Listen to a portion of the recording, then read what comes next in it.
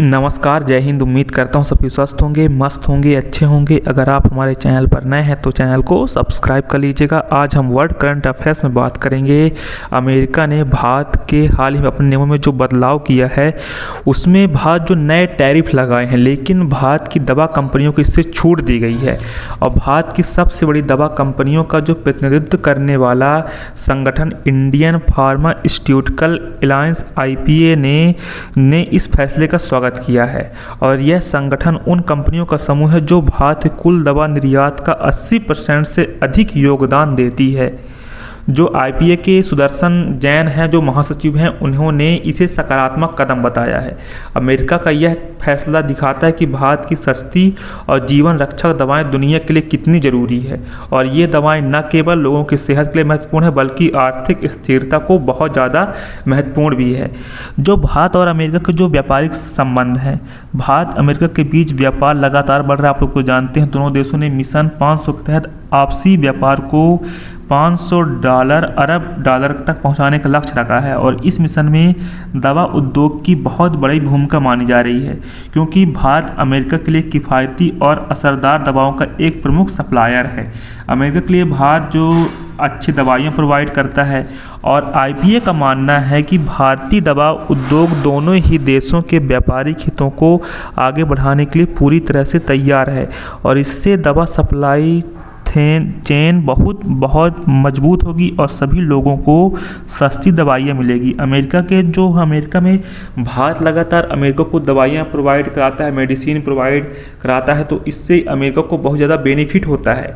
तो अमेरिका को वहाँ पे भारत बहुत सस्ती दवाइयाँ प्रोवाइड कराता है। लेकिन अमेरिका, आप लोग तो जानते हैं, अमेरिका भारत पर जो टैरिफ लगाया है 26% टैरिफ भारत पर लगा दिया है। और अमेरिका कहता है कि भारत हमारे पे 52% लगाया, तो हम भारत पे 26% लगाने जा रहे हैं।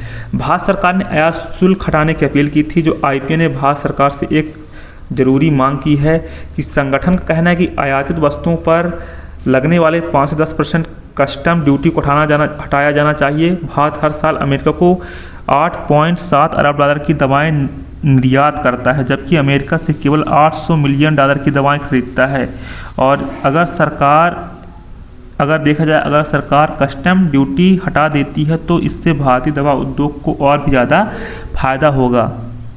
और इसके हिसाब से क्या अमेरिका में दवा कीमतें बढ़ सकती? अमेरिका में दवाओं की कीमत बढ़ने के लेकर चिंता जताई जा रही है, क्योंकि जो ब्रोकरेज फर्म जेफरीज की एक रिपोर्ट में कहा गया है कि ट्रंप प्रशासन भारतीय दवाओं पर ज़्यादा टैरिफ लगाने से बच सकता है, क्योंकि इससे अमेरिका में दवाओं की कीमतें बढ़ सकती है।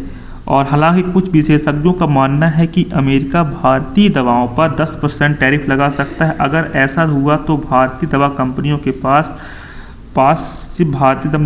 सिर्फ 2 ही विकल्प होंगे। भारतीय जो दवा कंपनियां हैं उनके पास जो विकल्प होंगे वो 2 विकल्प होंगे, उस पर तो हम चर्चा करेंगे ही।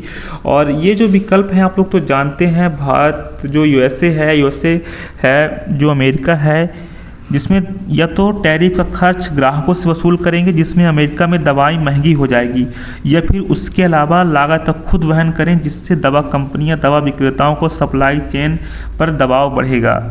जो आप लोग जानते हैं, जो 10% टैरिफ लगा सकता है अमेरिका, भारतीय दवाओं पर सिर्फ 10% टैरिफ लगा सकता है।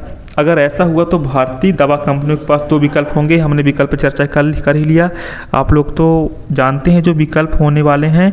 और फिर इसके अलावा देखा जाए, अमेरिका का यह फैसला भारतीय दवा कंपनियों के लिए बहुत ज़्यादा फायदेमंद साबित हो सकता है, क्योंकि इससे कंपनियों को अमेरिकी बाज़ार में अपनी पकड़ मजबूत करने का मौका मिलेगा। और जो स्पेशलाइजिस्ट हैं, जो विशेषज्ञों का मानना है कि अगर भारत दवा उद्योग की सहूलियतें देती है तो भारत दुनिया की सबसे बड़े दवा निर्यातक देशों में अपना स्थिति और मजबूत कर सकता है। और अब यह देखना होगा कि अमेरिका इस सेक्टर पर कोई नया टैरिफ लगाता है या नहीं। लेकिन फ़िलहाल भारतीय दवा कंपनियों के पास एक बहुत बड़ी राहत की खबर है। तो दोस्तों, ये था। उम्मीद करता हूँ वीडियो पसंद आई होगी, ना भी आई होगी तो आप लोग एक फ्रेंड बनाते कर लीजिएगा। धन्यवाद। Take care yourself. जय हिंद, जय भारत।